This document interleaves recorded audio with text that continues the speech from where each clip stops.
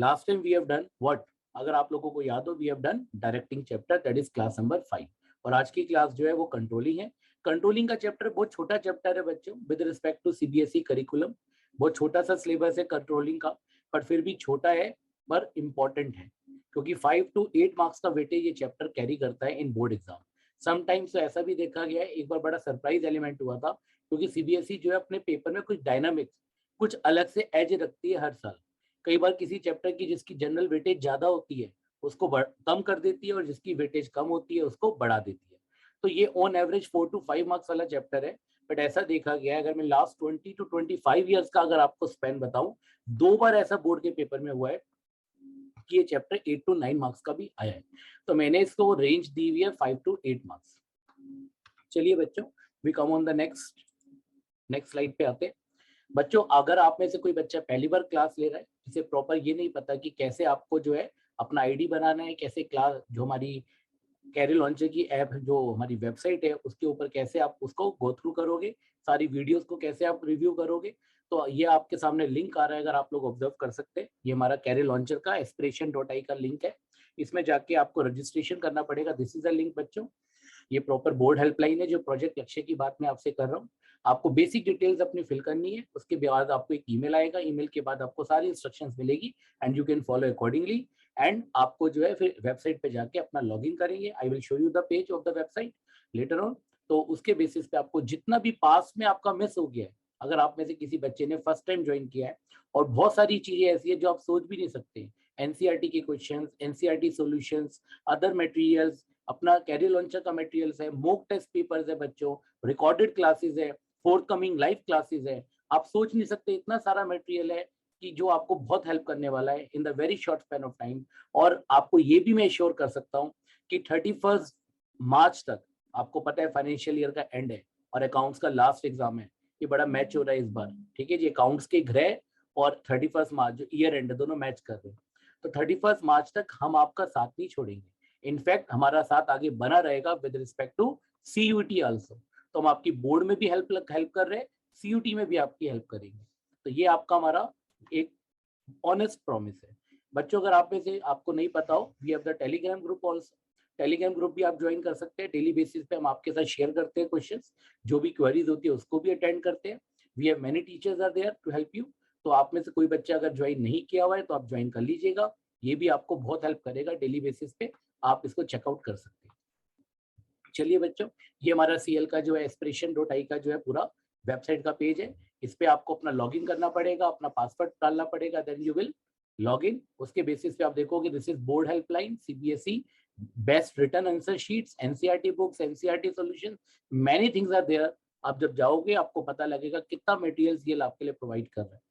और ये हमारे ऑनेस्ट एफर्ट्स है, बेस्ट कम ऑनेस्ट एफर्ट्स है। हम आप लोगों की हेल्प में लगे हुए हैं, ये सोच के कि बच्चों, जो बच्चे कोविड की वजह से अफेक्टेड है, समहाउ उनको साइकोलॉजिकल प्रॉब्लम रह गया कि भाई हमारी प्रॉपर स्टडी नहीं हो पाई, तो सीएल इसलिए ही इनिशिएटिव ले रहा है कि बच्चों का ये जो प्रॉब्लम है, ये फोबिया है बोर्ड एग्जाम का, इसको हम ओवरकम कर सके। बच्चों, ये सारे हमारा ये सारी क्लासेस का शेड्यूल है, जो भी क्लासेस पास में हो गई है और जो क्लास होने वाली है। रिकॉर्डेड क्लासेस भी है जो पास में हो गई है। You can also see all each and every class. वो हम टेलीग्राम पे भी शेयर करते रहते हैं। सिंस भी बच्चों ये क्लास है, चाहे ऑनलाइन हो चाहे ऑफलाइन हो, हर क्लास के रूल्स रेगुलेशन होते हैं। तो कुछ रूल्स है, बहुत सिंप्लीफाइड रूल्स है। पहला रूल यही है, इंस्ट्रक्शन कह लीजिए आप, it is not a rule, कि अगर आप में से किसी बच्चे की क्वेरी होती है, आपको बिल्कुल भी हेजिटेट नहीं करना है।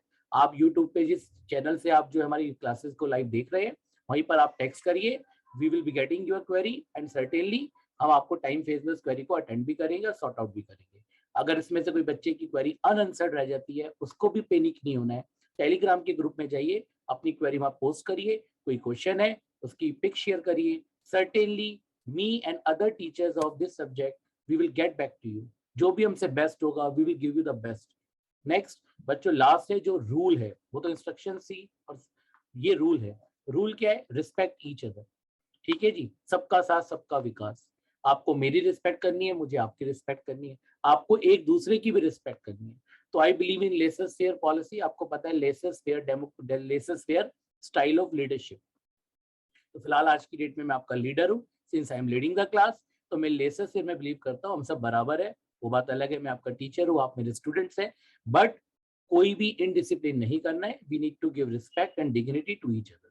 चलिए बच्चों आगे चलते without wasting your time. Now the chapter is what? Chapter number 8, last chapter of first book, that is what? Controlling. बच्चों आपको पता है कंट्रोलिंग का मीनिंग क्या होता है? What do you mean by control? Control करना. कंट्रोल को सिंपल भाषा में लोग कहते हैं सर मैनेज करना. अगर कंट्रोल का मतलब मैनेज होता है तो बाकी फंक्शंस का मीनिंग क्या होता है? आपको पता है मैनेजमेंट के अंदर प्लानिंग भी आता है, स्टाफिंग भी आता है, डायरेक्टिंग भी आता है. Planning, organising, staffing, directing, controlling सारे मैनेजमेंट के पार्ट है. पर कंट्रोलिंग के साथ अगर आपने रियल लाइफ में कभी सुना हो कि इस चीज को कंट्रोल कर लो, तो बहुत सारे लोग बोलते हैं मैनेज कर लो.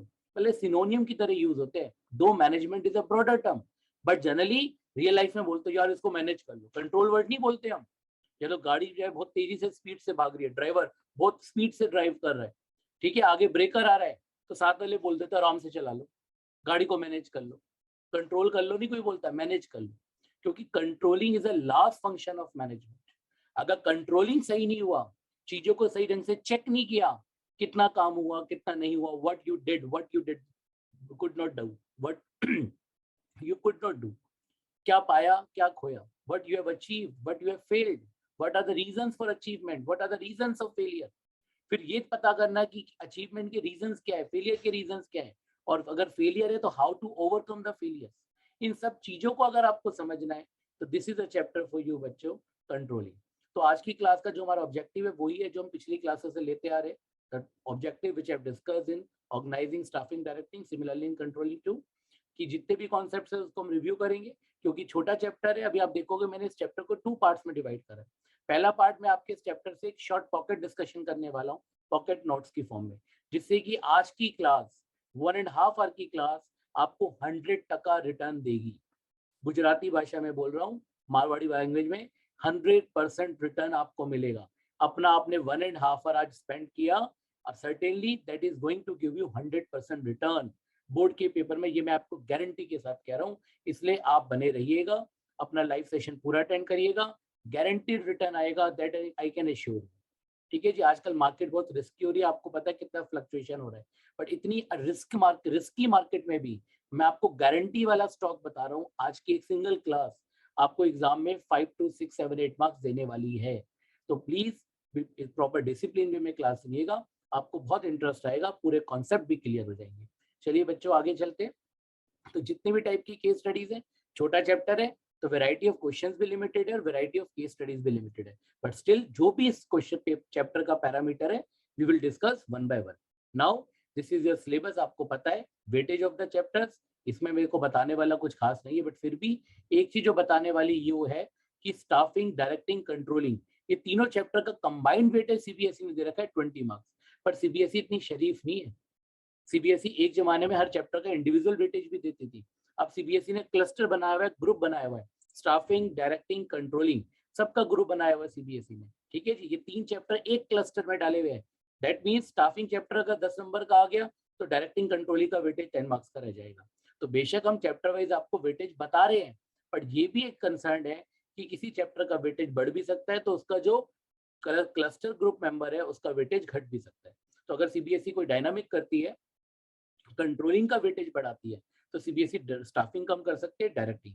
तो बच्चों कोई भी चैप्टर नहीं छोड़ना, हर चैप्टर की इंपॉर्टेंस है.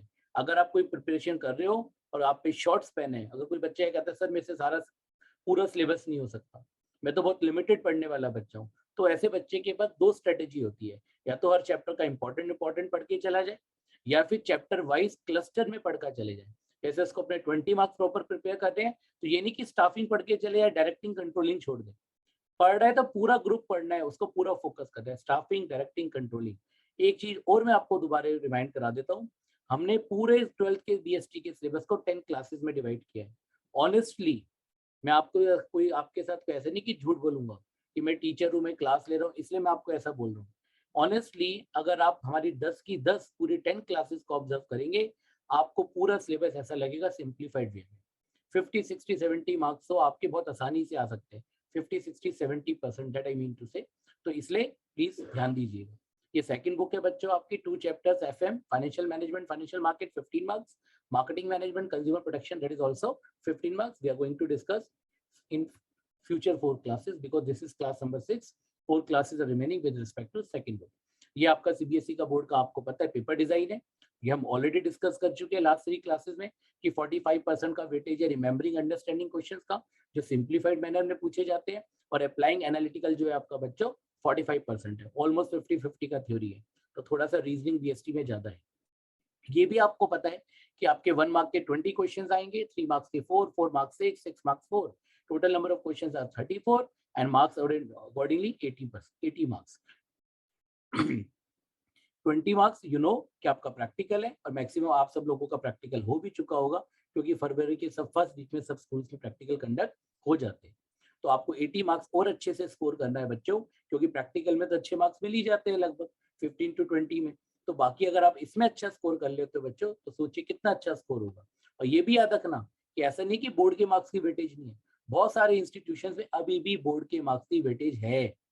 जैसे आईएम्स है, आईएम्स में जो इंटीग्रेटेड एमबीए होता है उसमें बोर्ड के मार्क्स की वेटेज होती है, और बहुत सारे इंस्टीट्यूशंस में होती है। और लाइफ में पता नहीं किस किस प्लेटफॉर्म पे आपको जब किसी गवर्नमेंट जॉब के लिए अप्लाई करोगे, किसी कॉर्पोरेट सेक्टर में जाओगे, everyone will check your 12th board marks. तो ये मत सोचना खाली दिल्ली यूनिवर्सिटी में एडमिशन लेना है तो बोर्ड के मार्क्स की कोई वेटेज ही नहीं है। इन पैरेलल फॉर्म में चलेगा बोर्ड का भी एग्जाम, सीयूटी भी। चलिए आगे चलते हैं बच्चों।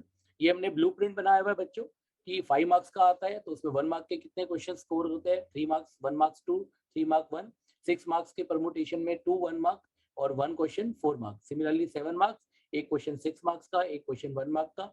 7 मार्क्स, ये रिपीटिशन हो रहा है।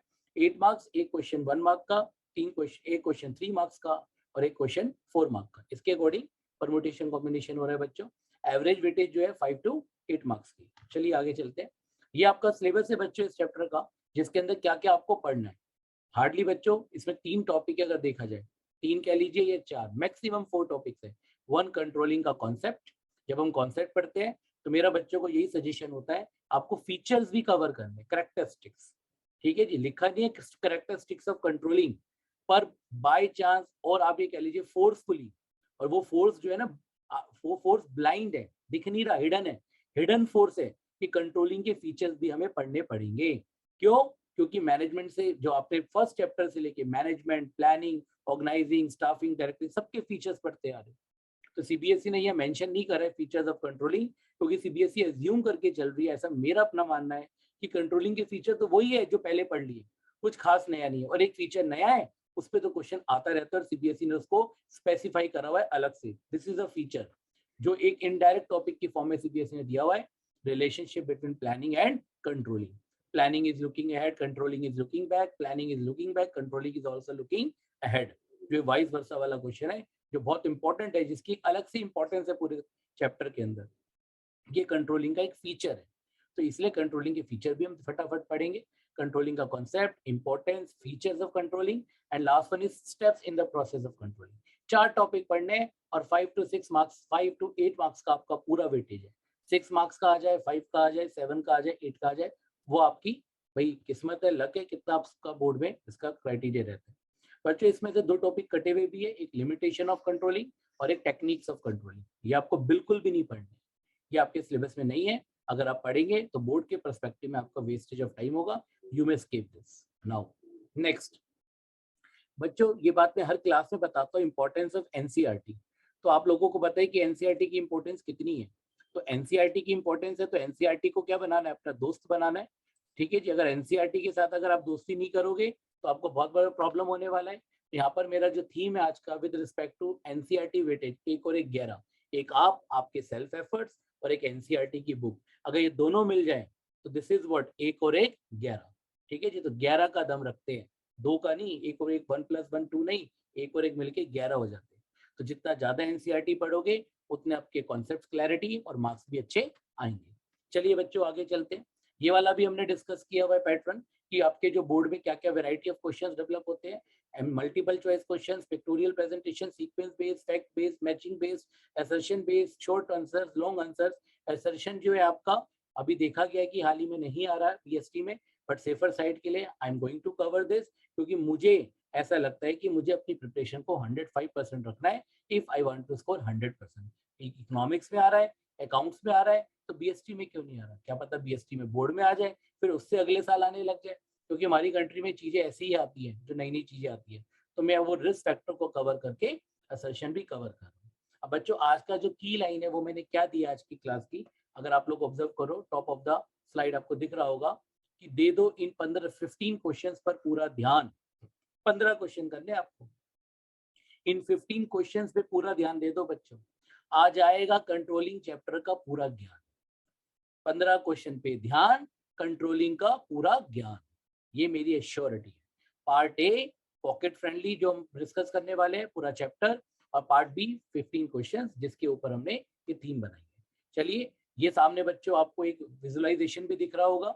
इसका ऑब्जेक्टिव क्या है? ये कोई पीपीटी को बहुत ब्यूटीफुली बनाने के लिए नहीं है, पीपीटी को ब्यूटीफाई करने के लिए नहीं है।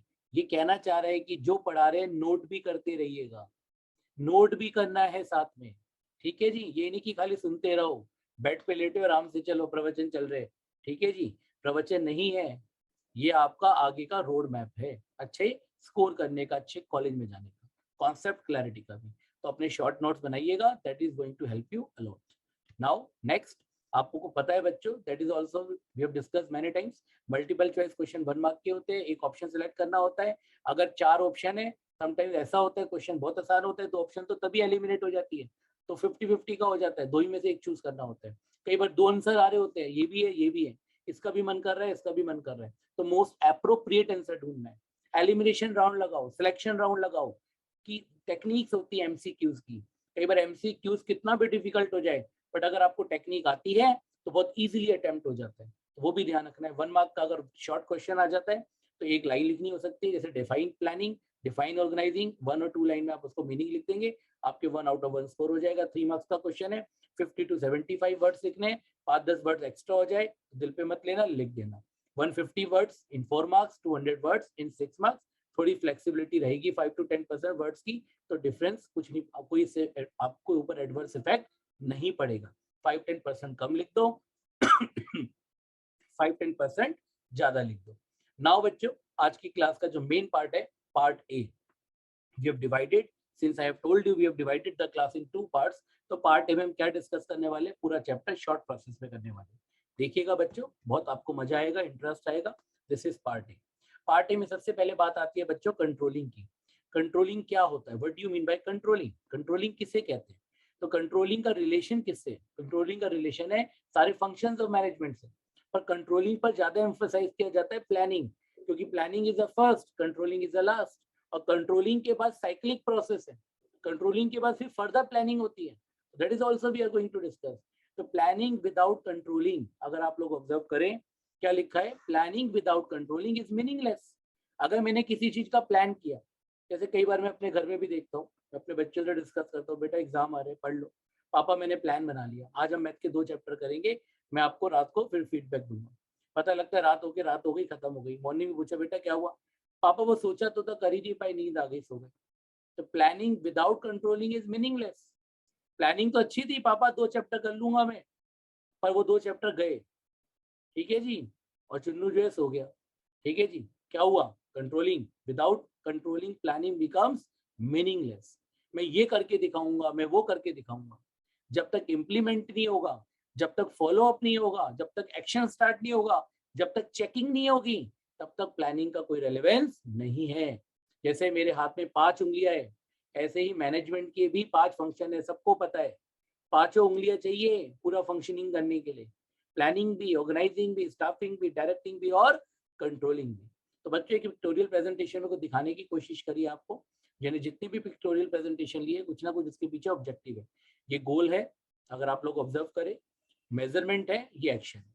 मैंने टारगेट सेट करा, गोल, फिर मैंने एक्चुअल परफॉर्मेंस किया, एक्शन, फिर मेजर कर रहे हैं कि दोनों को कंपेयर भी कर रहे हैं, मेजर भी कर रहे हैं, देख रहे हैं कि काम हुआ नहीं हुआ, हुआ तो कितना हुआ, that is also discuss, we are going to discuss. तो पहला आ रहा है बच्चों मीनिंग ऑफ कंट्रोलिंग। कंट्रोलिंग में देखिए कीवर्ड क्या आ रहा है, एंश्योर करना। Controlling means what, ensure, ensure करना activities in the organisation are perform as per plan. कहते हैं ना प्लानिंग के अकॉर्डिंग काम हो रहा है नहीं हो रहा है। इसके लिए मैं आपको एक चीज समझाता हूँ, ठीक है जी, ढंग से सुनिएगा।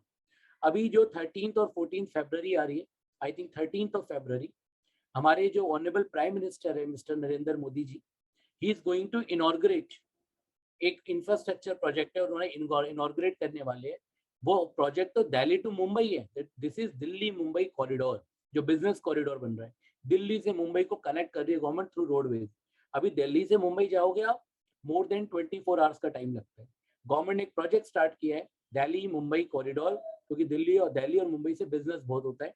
पहले मुंबई को हम capital, business capital of India बोलते थे, अब टेक्निकली दिल्ली और Mumbai, Delhi is a capital of India, Mumbai is a business capital of India. तो दिल्ली और मुंबई से बिजनेस पूरा इंडिया का होता है बच्चों। तो इसी वजह से दिल्ली और मुंबई को गवर्नमेंट कनेक्ट कर रही है और एक कॉरिडोर के थ्रू कर रही है, एक इंफ्रास्ट्रक्चर पूरा का पूरा हाईवे बन रहा है, आपको पता होगा। जो टाइम अभी मोर देन 24 आवर्स लगता है, hardly the time will be taken for 12 hours. अब वो 12 घंटे में दिल्ली से मुंबई पहुंच जाएंगे थ्रू रोडवेज। आप सोचिए कितना टाइम सेव होगा। सिंगापुर जैसी कंट्री टाइम मैनेजमेंट करती है, टाइम मैनेजमेंट भी कंट्रोलिंग का पार्ट है बच्चों। और अगर आप अपने टाइम का जुडिशियस यूज करते हो, कोई आपको नहीं हरा सकता। आपने सुना होगा ना कि हमारे प्राइम मिनिस्टर जो है बहुत कम सोते हैं, पूरे दिन काम करते रहते हैं, तो यही कारण है कि लोग उन्हें अप्रिशिएट भी करते हैं। तो ये भी एक कारण है बच्चों। तो गवर्नमेंट जो है दिल्ली से मुंबई तक का कॉरिडोर बना रही है, 13 को इनॉर्गेट होने वाला है, पर वो पूरा प्रोजेक्ट अभी कंप्लीट नहीं हुआ है।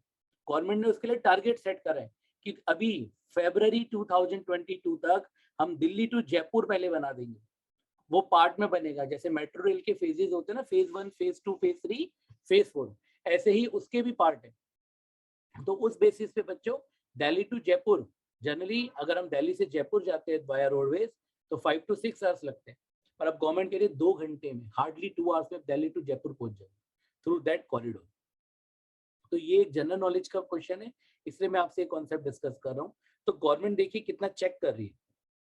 जो हमारे मिनिस्टर है नितिन गडकरी जी, आपको पता होगा, अर्बन डेवलपमेंट मिनिस्टर, तो वो इन चीजों को कितना क्लोजली वॉच कर रहे हैं कि वो देख रहे हैं काम हो रहा ही नहीं हो रहा है।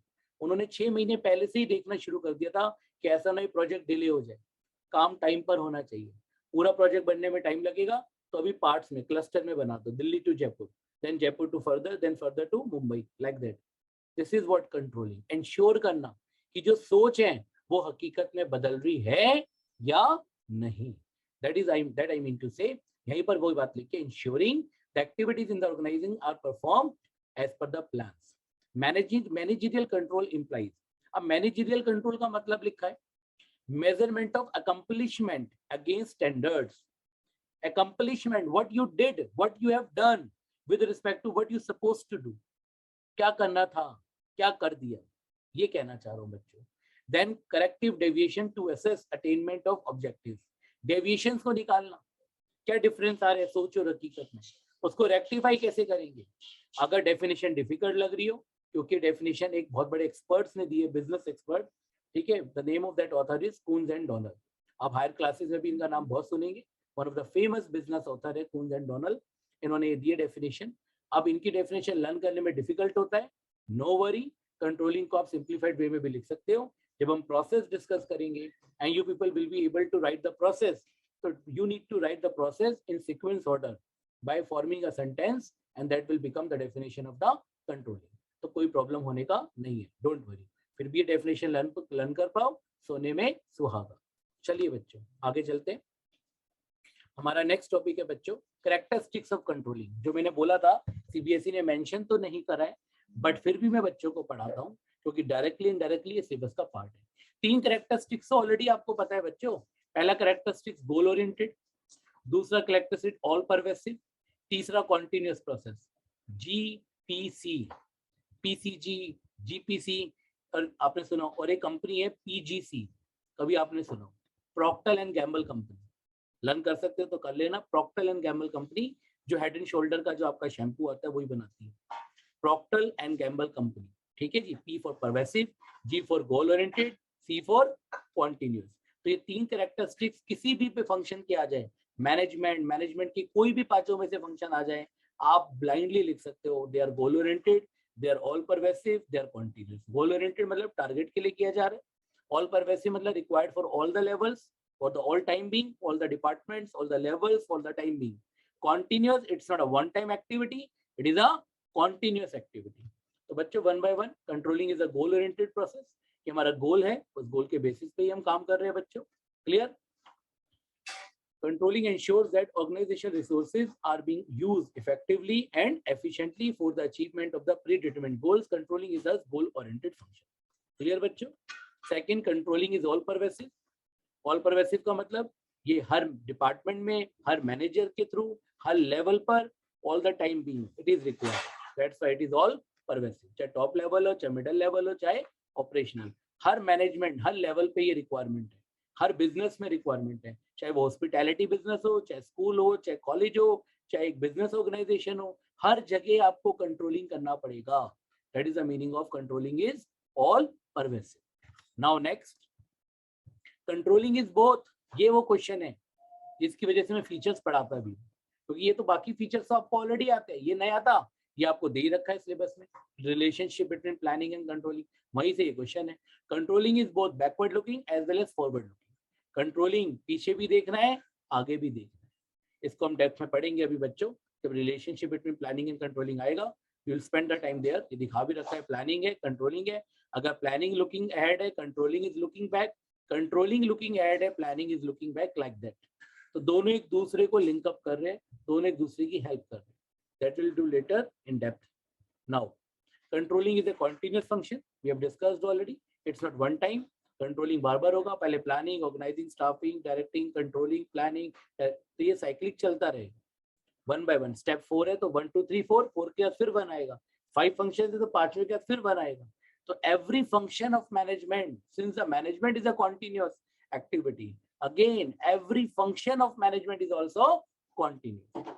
चलिए, इंपॉर्टेंस ऑफ कंट्रोलिंग बहुत बार बोर्ड में आता है. सीबीएसई पेपर सेटर को कुछ समझ नहीं आता, वो ऐसा केस स्टडी बना देता है जिसमें कंट्रोलिंग का बात हो रही है कि जो चेक किया जा रहा है काम हुआ नहीं हुआ. फिर बोलते हैं फंक्शन को आइडेंटिफाई करो और उसकी स्टेट एनी 2 3 4 इंपॉर्टेंस. तो वही आपका क्वेश्चन 3 4 6 मार्क्स के अकॉर्डिंग बन जाता है. तो ये मैंने आपको पिक्टोरियल प्रेजेंटेशन में भी दिखा रखी है सारी importance.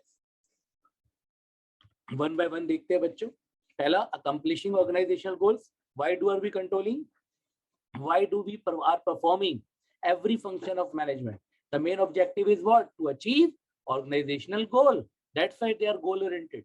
So that's why it is the main importance is accomplishing organizational goals. Judging accuracy of standards. अब आप कहोगे सर इसका मतलब बता दो कि मान लो मैंने कोई मिशन रखा, टारगेट रखा कि मैं ये करना चाहता हूँ. किसी ने बोला जैन साहब क्या करना चाहते हो, क्योंकि मैं जैन हूँ, my name is Arhant Jain. तो बच्चों मैंने बोला मैं चांद तारे तोड़ के लाना चाहता हूँ. उन्होंने कहा अच्छा जी तोड़ के लाओ. मैं गया जी मिशन पे, छत पे गया, मैंने हाथ ऊपर कर आए नहीं. मैंने कहा चांद तारे नीचे आ जा, वो आई नहीं. अब बताओ, चांद तारे नीचे नहीं आए, मैं ऊपर नहीं जा सकता. मेरा सपना तो सपना ही रह गया, कभी अपना हुआ ही नहीं. तो ऐसे स्टैंडर्ड्स को चेक करना जरूरी है कि आप कोई स्टैंडर्ड, कोई बहुत हाई स्टैंडर्ड तो सेट नहीं कर रहे हो. जो टारगेट रख रहे हो, कोई बच्चा पूरे साल पढ़ाई नहीं करता, उससे पूछो बेटा कितने मार्क्स लाने बोर्ड में. अंकल मैं तो एसआरसीसी कॉलेज में जाऊंगा. मैंने कहा बहुत अच्छी बात है बेटा, एसआरसीसी कॉलेज में जाने के लिए जा तो अभी भी सकते हैं आप, अभी चले जाओ, कल चलते. जाने का मतलब मैं पूछ रहा हूँ एडमिशन, एडमिशन एसआरसीसी में लेना. हाँ अंकल बिल्कुल, कितने % मार्क्स चाहिए. चलो अब तो मार्क्स का वेटेज खत्म हो गया, सीयूटी आ गया बच्चों, और उसके लिए हम बैठे आपकी हेल्प करने के लिए. बट फिर भी पहले के एसआरसीसी में जाने के लिए कितने मार्क्स चाहिए थे? नियर 100% मार्क्स चाहिए होते थे. तो मैंने कहा बेटा 100% लाने के लिए you have to be beyond 100%, you have to perform beyond 100%. तो देख लो स्टैंडर्ड्स ज्यादा हाई तो नहीं है.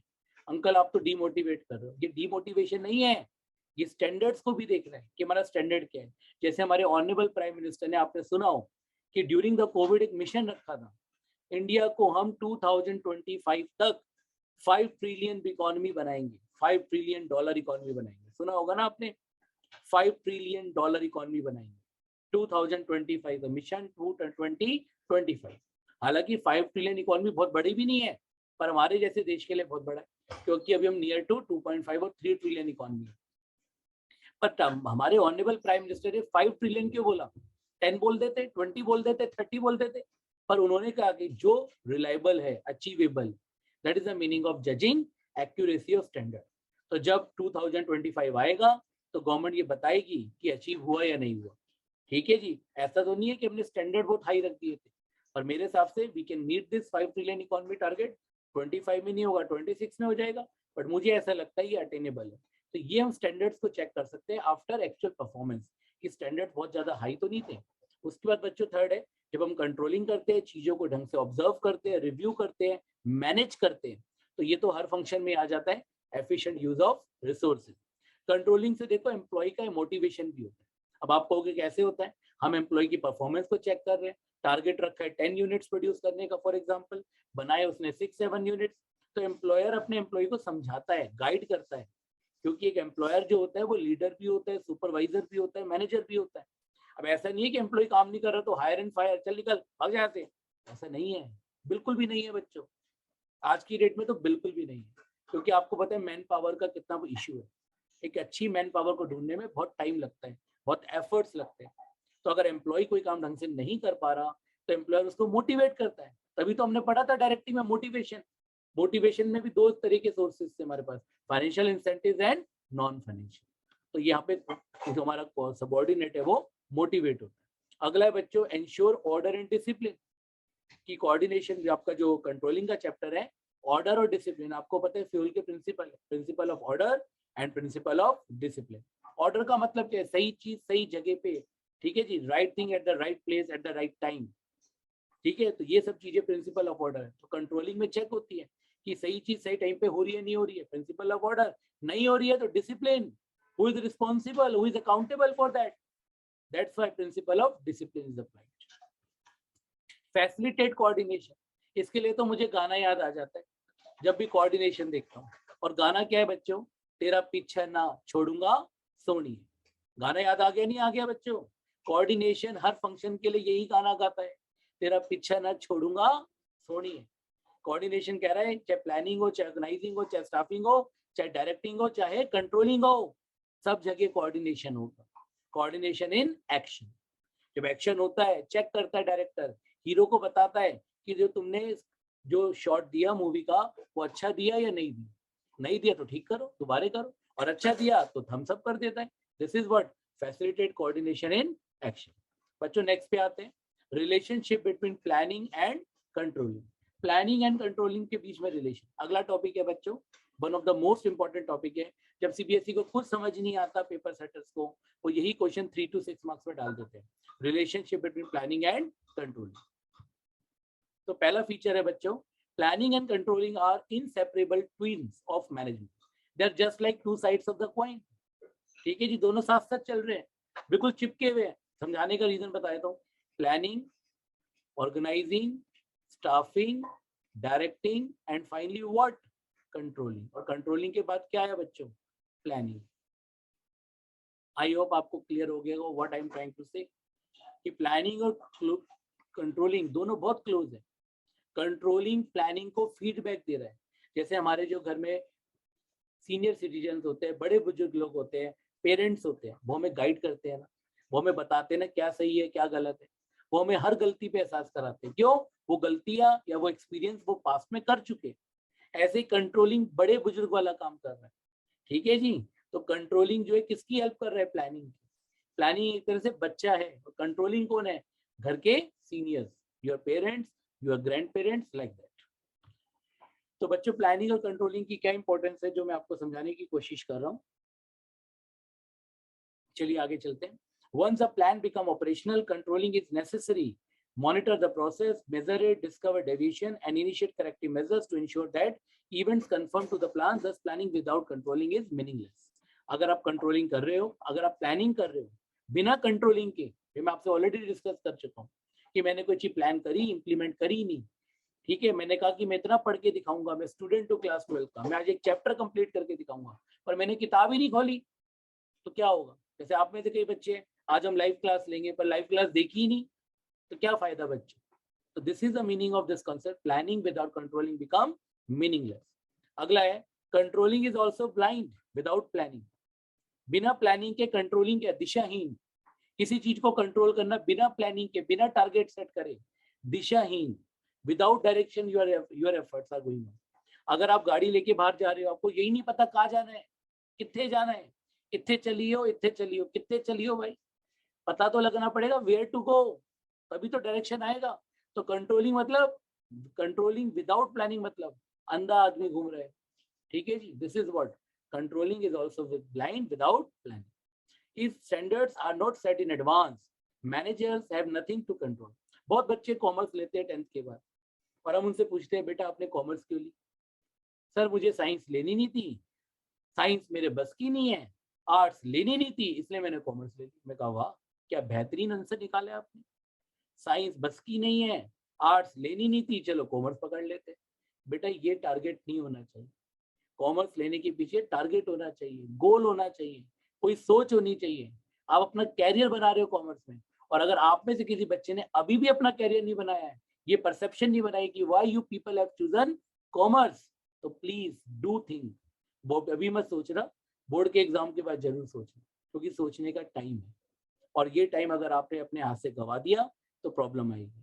तो नेवर टू लेट। 12th के एग्जाम के बाद जो भी आपकी प्लानिंग हो, किस कॉलेज में जाना है, क्या कोर्स करना है, तो प्रॉपर किसी कैरियर काउंसलर पे जाके सारी आप गाइडेंस जरूर लीजिएगा।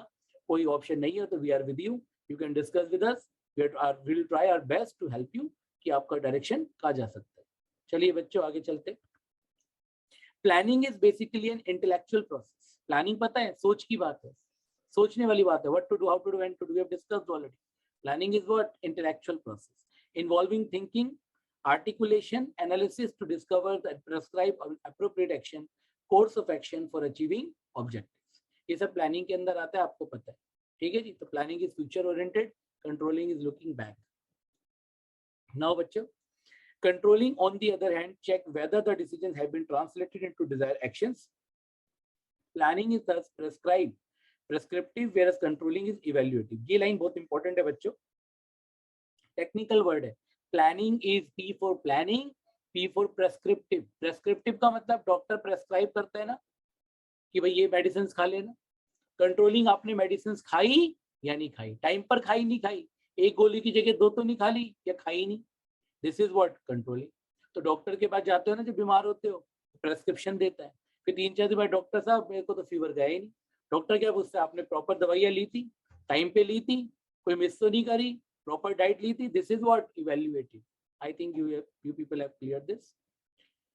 Now planning is looking ahead while controlling is looking back. However, the statement is only partially correct.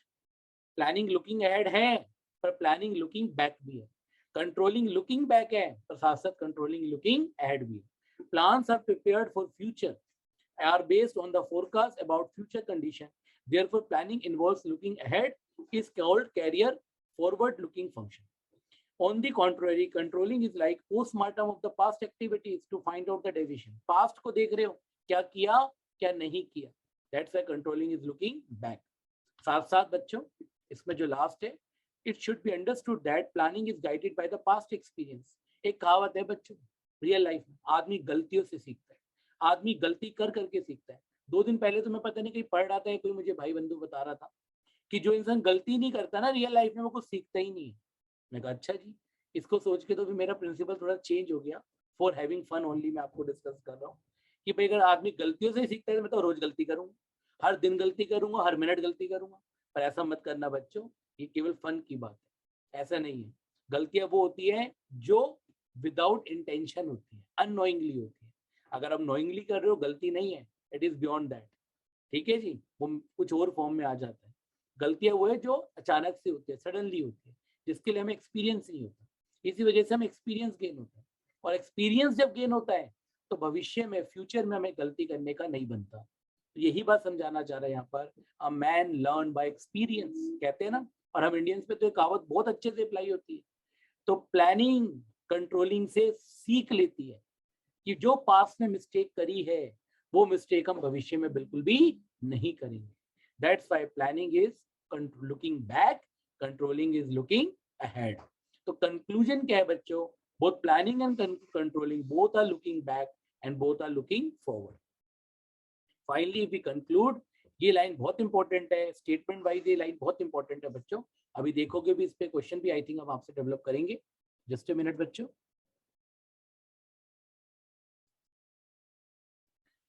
तो प्लानिंग एंड कंट्रोलिंग, किसी बच्चे ने कंट्रोलिंग का प्रोसेस के लिए बोला है, I will get back to you बेटा।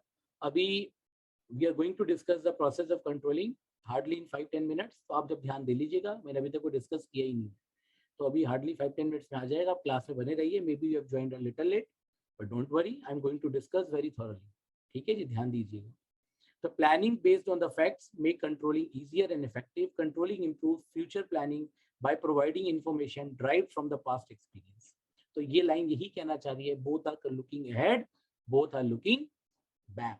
If planning is looking ahead, ये ऊपर आपको एक डायग्राम भी बनाया हुआ है बच्चों, अगर प्लानिंग लुकिंग अहेड है तो कंट्रोलिंग लुकिंग बैक है. अगर कंट्रोलिंग लुकिंग अहेड है तो it helps for better planning, better planning helps for better controlling, like that.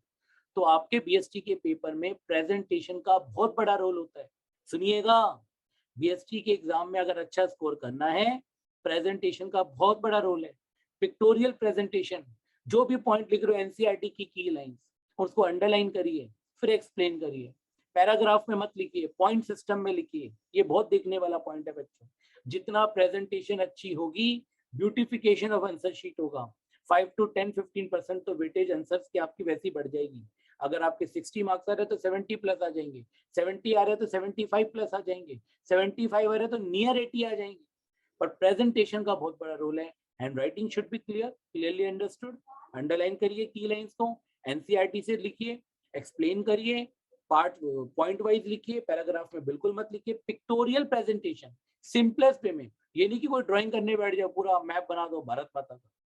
ठीक है, बहुत सिंपलेस्ट फॉर्म में आपको बनाना है, जो पिक्टोरियल प्रेजेंटेशन बहुत सिंप्लीफाइड हो. कॉम्प्लेक्स भी बनानी, कलरफुल नहीं करना, केवल पेंसिल पेन यूज करना है. उससे जो भी सिंप्लीफाइड में प्रेजेंटेशन बन सकती है आपको बनानी चाहिए. चलिए बच्चों, एक बच्चे ने पूछा था, उसकी जो उसकी विषय में वो पूरी कर रहा हूँ. दैट इज व्हाट कंट्रोलिंग का प्रोसेस. तो now the process of controlling we are going to discuss बच्चों. बहुत इंपॉर्टेंट क्वेश्चन है, बहुत आसान क्वेश्चन है, ध्यान दीजिएगा. आई थिंक इसको समझने में आपको फन भी आएगा. अगर आप देखोगे बच्चों, एक एनिमेशन आपको शो हो रही होगी. इस एनिमेशन में एक नाग देवता है, ही इज डांसिंग, और एक भाई साहब जो है फ्लोर पे लेटे हुए, ही इज क्राइंग. वो परेशान हो रहे हैं, उन्हें पेन हो रहा है. और एक जो ये स्नेक भाई साहब है, सांप भैया, ये डांस कर रहे हैं. अब आप कहोगे सर कहना क्या चाह रहे हो, यहाँ पढ़ा रहे हो या कार्टून दिखा रहे हो? ये कार्टून ही हमारी पढ़ाई में हेल्प करने वाली है. क्यों? ये जो स्नेक दिख रहा है, इसको हिंदी में क्या बोलते हैं? सांप. और देखा होगा सांप क्या कर रहे हैं, आई थिंक सांप जो बंदे को काट गया. अब भाई साहब जो फ्लोर पे गिरे हुए हैं, मम्मी मम्मी करके कह रहे बचाओ बचाओ बचाओ. तो अगर मैं इसको इंग्लिश फॉर्म में की टर्म में बोलूं तो the term will become what? Please see what I am writing. SAP, सांप काटा. सांप काटा, सांप ने काटा. हाय मम्मी बचा लो, सांप ने काटा. और इसका एक दोस्त साथ खड़ा है, वो हंस रहा है. तो ये भाई साहब पता है क्या कह रहे हैं उसको, ये वाले भाई साहब नीचे जो ही इज क्राइंग, कि अगर ज्यादा बोलेगा तेरे मुंह पे पड़ेगा चाटा. ठीक है जी. तो ये फन के लिए है बच्चों, ऐसा किसी के साथ जो है कुछ असॉल्ट मत करिएगा. मेरा केवल फन के लिए आपसे डिस्कशन है. सांप काटा, सांप ने काटा, सांप काटा. अब आप कहोगे सर इसका क्या रिलेवेंस है? ये कंट्रोलिंग के जो प्रोसेस के स्टेप्स है, इसी में छुपा हुआ है, इसी थ्योरी में छुपा हुआ है सांप काटने पे. देखते हैं बच्चों वन बाय वन, आपको फन आएगा. और आई थिंक ये आपको लाइफ टाइम याद रहेगा, क्योंकि पास में मैंने जितने भी बच्चों को पढ़ाया, जब भी मुझे मिलते हैं, even many students of mine are CA, तो कई बार मिलते हैं, सर सांप काटा, अभी तक याद आता है. किसी बच्चे का तो मतलब आप समझ लो छोटा भाई या वो जो भी उनको वो डिस्कस कर रहे होते हैं, तो मेरे पे कई बार कॉल आते हैं, सर सांप काटा इट वर्क्स, अभी तक वर्क कर रहे हैं. लाइफ में कभी जिंदगी में नहीं भूला सांप काटा. तो बच्चों ध्यान दीजिएगा. तो ये बना रखी है शॉर्ट की, बड़ी मेहनत से आपके लिए बनाई हुई है, सोच समझ के बनाई हुई है, इस फॉर्म में बनाई हुई है कि बच्चों को ईज ऑफ लर्निंग हो, लाइफ टाइम माइंड में चली जाए सांप काटा. तो पहला एस सांप काटे की स्पेलिंग में अगर आप देखो 7 लेटर्स आ रहे हैं, पर कंट्रोलिंग के प्रोसेस में 5 स्टेप्स हैं, क्योंकि AP मैंने एक में ही कवर करा है, और टा ये भी मैंने एक में ही कवर करा है. S for setting up performance standards. सबसे पहले हम स्टैंडर्ड सेट करेंगे, जो आपकी एक्चुअल परफॉर्मेंस है उसको मेजर करेंगे, फिर उसको कंपेयर करेंगे. AP for actual performance, C for comparison, A for analysis and deviation, and T for taking corrective actions. तो ये चीजें हम ऑलरेडी डिस्कस कर चुके हैं, आपने पहले भी पढ़ी होगी, बट वन बाय वन एक बार और मैं आपको थोड़ा डिस्कस कर लेता हूँ विदाउट वेस्टिंग योर टाइम. सबसे पहले एक ऑर्गेनाइजेशन क्या करती है कंट्रोलिंग के अंदर? अपने टारगेट सेट करती है. टारगेट सेट करने का मतलब व्हाट टू डू. एक एम्प्लॉय को बताया जाता है ये आपका काम है, एक दिन में आपको इतना प्रोडक्शन करना है, एक वीक में इतना करना है, एक महीने में इतना. स्टैंडर्ड सेट करना है. टारगेट होगा तभी काम होगा. अब काम हो रहा है, टाइम खत्म हो गया, एक्चुअल परफॉर्मेंस चेक हो रही है, फिर दोनों को कंपेयर किया जा रहा है. एक हाथ में स्टैंडर्ड है, एक हाथ में एक्चुअल परफॉर्मेंस है, कंपेयर किया जा रहा है काम हुआ या नहीं. Above average, below average, average, above average, below average. Employee की परफॉर्मेंस को चेक किया जाता है। डेविएशंस होते हैं, फिर देखा जाता है काम हुआ तो क्यों नहीं हुआ, कितना नहीं हुआ, क्या क्या फेलियर्स के रीजन है, अचीवमेंट हुई तो क्यों हुई। बीजेपी ने अगर बहुत अच्छी परफॉर्मेंस करी या कांग्रेस ने बहुत अच्छी परफॉर्मेंस करी या कांग्रेस ने खराब किया, तो कांग्रेस ने क्यों इतना परफॉर्मेंस खराब किया पार्लियामेंट्री इलेक्शंस में, बीजेपी ने इतना परफॉर्म अच्छा किया तो क्यों किया, आम आदमी पार्टी ने अच्छा किया तो क्यों किया। तो जितनी भी पॉलिटिकल पार्टीज है, कोई अच्छा करती है कोई खराब करती है, या कांग्रेस बीजेपी की बात नहीं हो रही है। I am trying to give you the example कि कोई पार्टी अच्छा परफॉर्म कर रही है, उसके लिए भी जानना जरूरी है why we are performing good, क्योंकि अगर वो आपने सस्टेन नहीं करा तो आज आप जीते हो, कल आप हार जाओगे।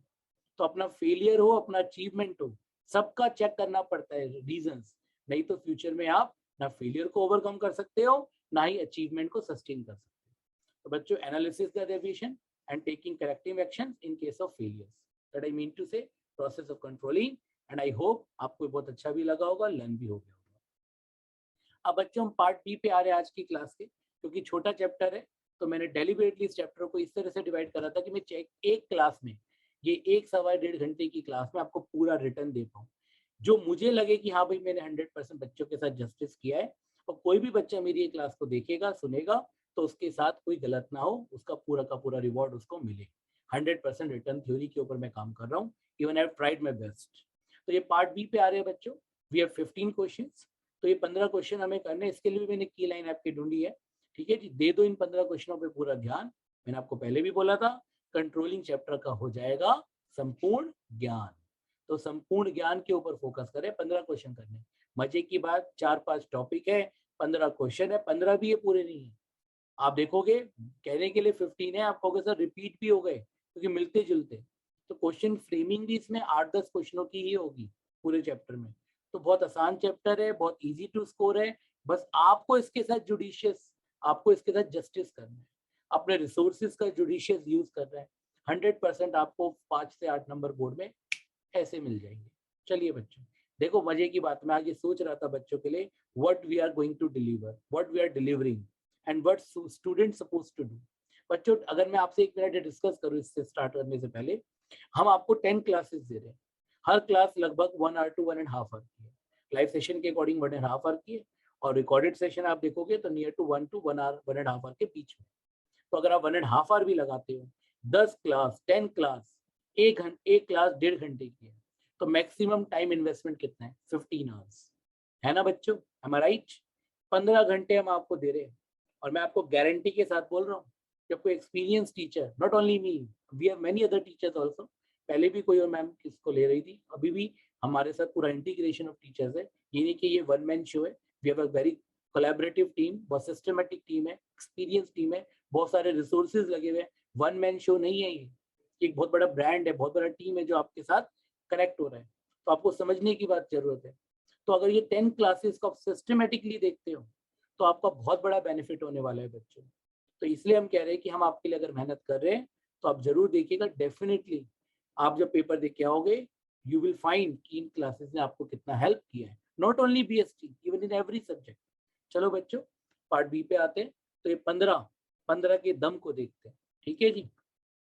तो पहला क्वेश्चन है बच्चों, स्क्रीन पे आ रहा है आपके टाइम में, ठीक है जी, कभी मौका मिलेगा तो आपको केबीसी भी खिलाऊंगा, ठीक है जी, केबीसी उसी स्टाइल में खिलाऊंगा जिस स्टाइल में अमिताभ बच्चन जी खिलाते हैं भाई, ठीक है जी, उसी स्टाइल में हम बात करेंगे आपसे जब मौका मिलेगा। फिलहाल अभी तो सीधा सीधा चलते हैं, ठीक है जी।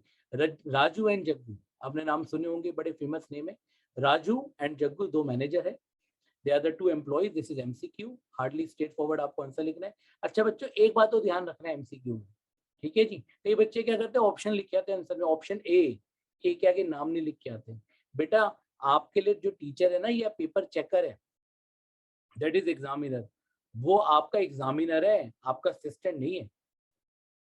हम लोगों को कई बार दया भाव आ जाती है बच्चों पे कि बच्चे ने लिख दिया आंसर में ऑप्शन ए, वो इतना भी लिखना उचित नहीं समझता कि उसका आगे लिख भी दूं। ए में क्या ऑप्शन है, मान लो यहाँ पर स्टाफिंग है तो स्टाफिंग, कंट्रोलिंग है तो कंट्रोलिंग, वो भी लिखना उसको लिए जस्टिफाई नहीं है, बस ए लिख दिया जी जय माता दी आगे बढ़ो, जय दम लगा के है साहब, ठीक है, तुम तो आगे बढ़ जाओगे, हम तुम्हें पीछे ना कर दे, ठीक है जी, क्योंकि टीचर्स की कोई ड्यूटी नहीं है कि आप ऑप्शन ए लिख के आओगे पूरा सेंटेंस हम लिखेंगे, बेटा आपको पूरा लिखना है, ऑप्शन ए के आगे स्टाफिंग है स्टाफिंग, कंट्रोलिंग है कंट्रोलिंग, एक पूरा सेंटेंस है तो पूरा सेंटेंस, तब जाके मार्क्स की उम्मीद करिएगा। तो ये बेवकूफ़ी बिल्कुल मत करिएगा, ये गलती आपको बहुत भारी पड़ेगी। पूरा लिखना है जो भी ऑप्शन दिए, इतना ही लिखना है बस, और क्या करना है। चलिए जी, Raju and Jaggu were two employees who were embezzled an import-export company in Varanasi where they were working. The financial manager of the company, Bhim, तो छोटा भीम थ्योरी है इस क्वेश्चन की बच्चों। मिस्टर भीम जो है राजू और जग्गू के मैनेजर हैं, उन्होंने क्या पाया, उनको ये सस्पिशियस लगे हैं दोनों। Of the two employees, he realized that their activities were not being performed as per plans. He installed a software program जिससे कि that could secretly log every single stroke of the suspect computer keys. एक ऐसा software लगा है जिससे computer को कोई छेड़ेगा तो फटाफट पता लग जाएगा, और उसकी रिपोर्ट इमीडिएटली किसके पास चली जाएगी, साइबर पुलिस के पास। पुलिस ने उन दोनों को पकड़ लिया क्योंकि वो डिसऑनेस्ट, रेड हैंडेड, गलती करते हुए पाए गए। कुछ कंपनी का डाटा चोरी कर रहे थे, what ever they were doing something wrong. अब भीम ने जो सॉफ्टवेयर लगाया उससे दोनों पकड़े गए, अब वो जेल में है। Identify the function of the management being discussed above. यहाँ कोई प्लानिंग की बात नहीं हो रही, कोई टारगेट सेट नहीं हो रहा, कोई स्ट्रक्चर नहीं बन रहा, मैपिंग नहीं हो रही, दैट इज नो ऑर्गेनाइजिंग, कोई लोगों को काम पे नहीं रखा जा रहा या तो पकड़ाया जा रहा है उल्टा, देयर इज नो स्टाफिंग, कोई एक्शन स्टार्ट नहीं हो रहा, कोई लीडरशिप की बात नहीं हो रही, कोई मोटिवेशन की बात नहीं हो रही, सुपरविजन की बात नहीं हो रही। ये तो काम देखा जा रहा है, काम हुआ या नहीं, गलत हुआ। क्यों गलत हुआ, क्योंकि दो लोग गलत काम कर रहे हैं।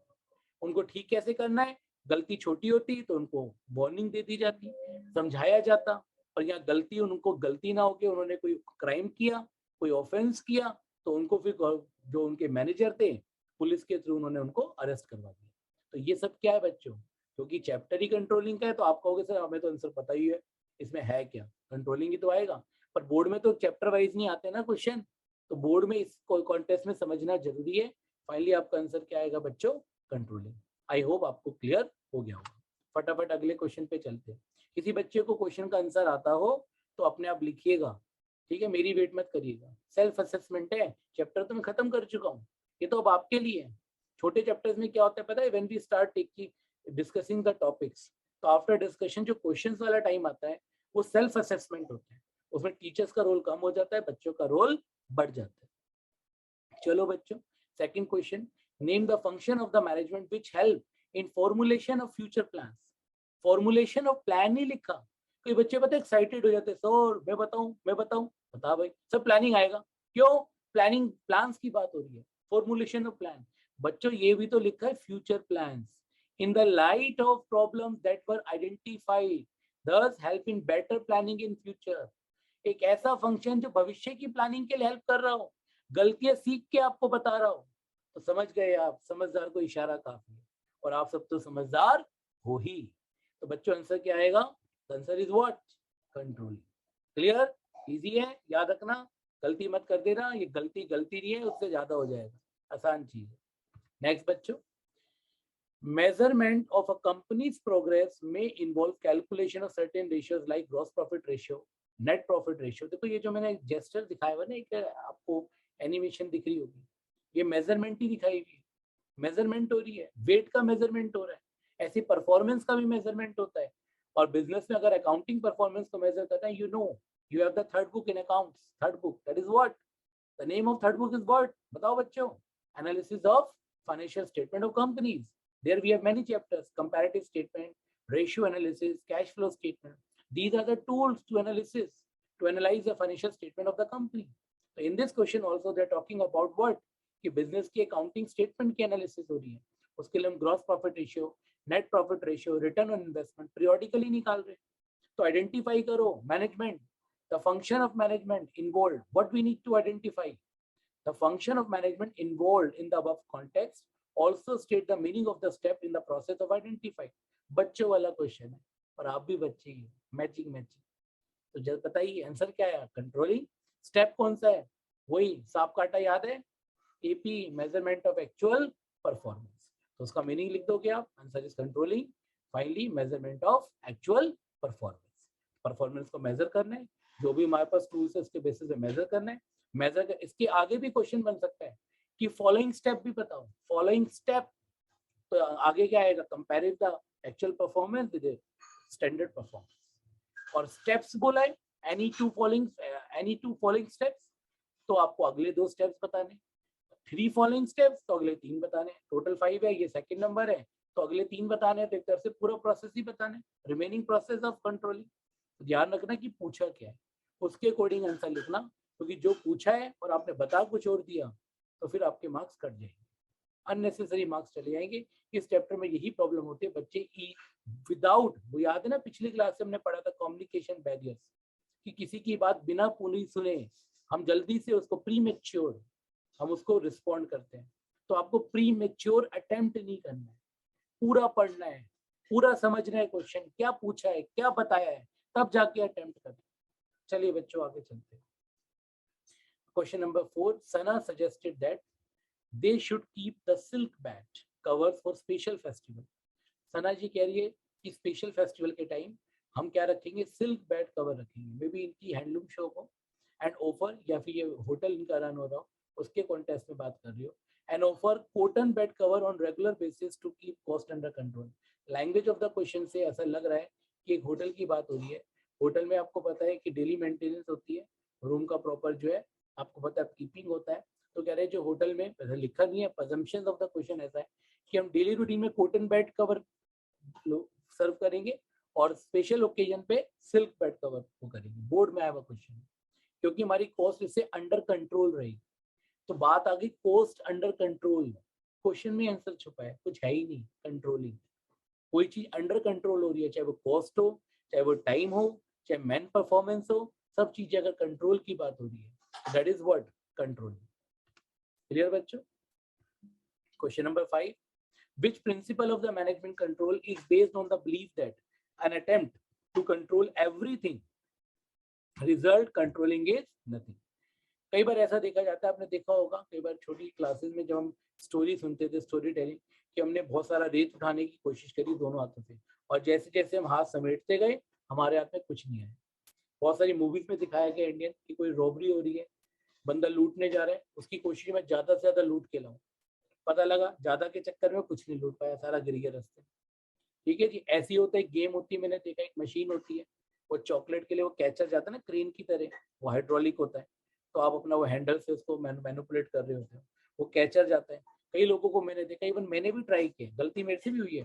50 रुपीज का गेम होता है, तो मेरे से भी ट्राई हुई है कि वो कैचर से जाते हैं, हम सोचते बहुत सारा पकड़ लेंगे, 8-10 चॉकलेट हाथ में आ जाएगी, और पता लगता है सारी गिर गई, खाली आ रहे जी, 50 रुपीज ले लिए।